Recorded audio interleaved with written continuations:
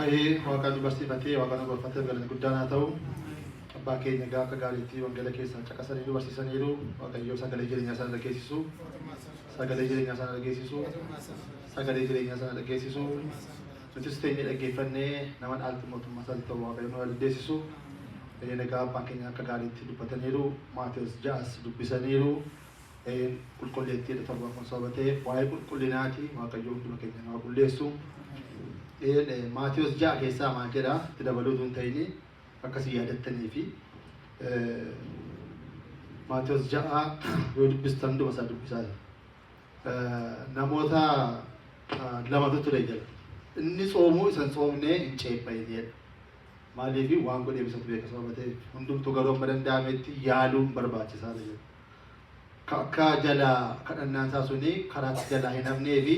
inni tokko isa tokko hin dhiibin maaliif maal ture nama lamatu ture mana qulqullummaadha kan jedhu inni tokko seegara isaa keessatti yaa waaqayyo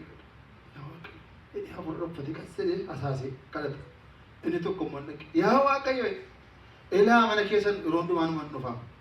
soomiisiin soomaa asiraat bakuraati keessi kenna waan hunduma asaasiin godha hadaraa kana naa godhi jedhetti mata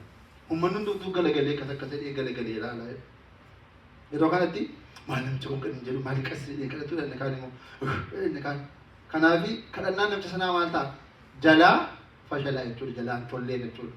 hundatu dhagee hunduma kana dhagee jechuudha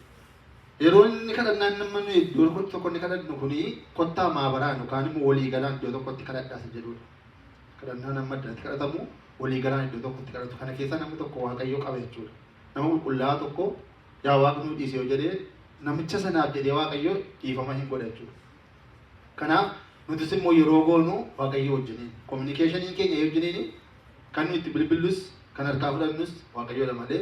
nuyi nama harkaa yookaan maal harkaa jechuutu hin ta'ini akka namicha sanaatu hin ta'in dhoksaadhaan waan goonu waaqayyoof goonu kan jedhamudha. Amma